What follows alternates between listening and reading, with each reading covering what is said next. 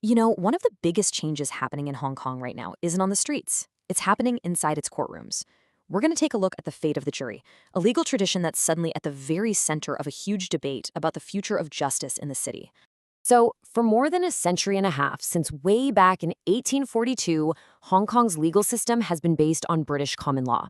And a really key piece of that system, this promise of fairness, was the right to be tried by a jury of your peers, just ordinary citizens deciding the fate of an accused person. It was seen as this fundamental democratic check on state power. But that promise, it's changing. In some very specific, very important cases, that jury box is now sitting empty. The power to decide guilt or innocence has shifted away from 12 regular people. And that shift? Well, it all hinges on one single, powerful piece of legislation. And here it is. This is the catalyst, the National Security Law. It was passed in Beijing, and it gives Hong Kong's Secretary for Justice the power to order a trial by a panel of judges instead of a jury. The official reasons? Well, they say it's to guard state secrets, to stop foreign interference, or to protect the safety of the jurors themselves and their families. So, you see, this isn't just some small procedural change, it's much bigger. It's like a collision of two completely different legal universes, both playing out in a single city. Let's just step back for a second. When the British handed Hong Kong back to China in 1997, the whole deal was built on this idea of one country, two systems. The whole point was to preserve Hong Kong's unique way of life, and that included its independent common law legal system for at least 50 years until 2047. And these two systems couldn't be more different. I mean, we're talking night and day. Hong Kong's tradition is common law, built on courts that are separate from politics, an independent judiciary, and of course, the jury. Mainland China, on the other hand, uses a civil law system. There's no jury, party oversight is a reality, and the conviction rate is over 99%. These aren't just minor differences. They're completely opposite ways of looking at justice. So, if you look at Hong Kong's traditional structure, it was like a ladder of justice. You had multiple levels of courts going all the way up to the Court of Final Appeal. The entire thing was designed to be independent, to operate free from outside political pressure, with its own set of checks and balances. As you can probably guess, these changes didn't exactly fly under the radar. The whole debate very quickly spilled onto the world stage, and it became this direct standoff over international law and human rights. So here you have the official word from the United Nations Human Rights Committee. Now, it's their job to monitor international agreements on civil rights.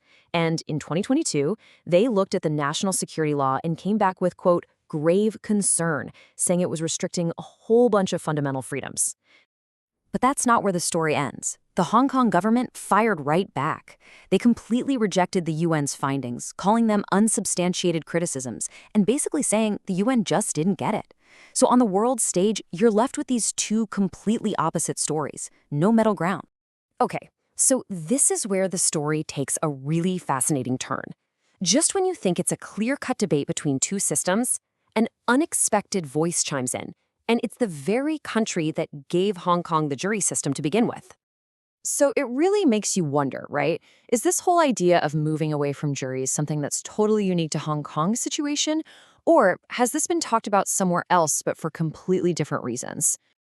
Believe it or not, back in 2007, the British Parliament itself had a serious debate about getting rid of juries for certain cases, specifically for these massive, incredibly complicated financial fraud trials that could drag on for months or even years.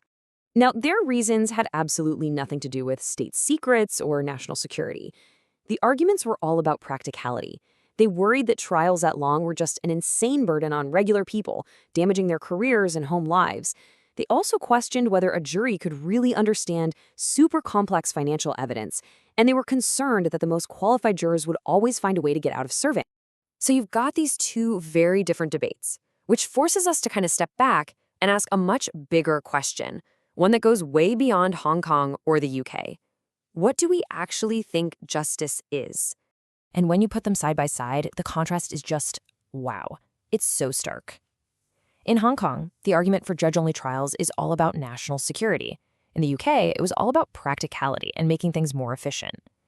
It just goes to show you how the exact same legal tool, getting rid of the jury, can be proposed for completely different, almost opposite reasons. During that same UK debate, A woman named Baroness Kennedy made this incredibly powerful defense of the jury system. Her point was that juries are vital for democracy. They force the lawyers and the judges to explain the law in plain English, which makes sure the legal system stays connected to what the public thinks is right and wrong. It stops justice from becoming this secret, closed-off world that nobody else can understand. And we can't forget what's actually at stake here.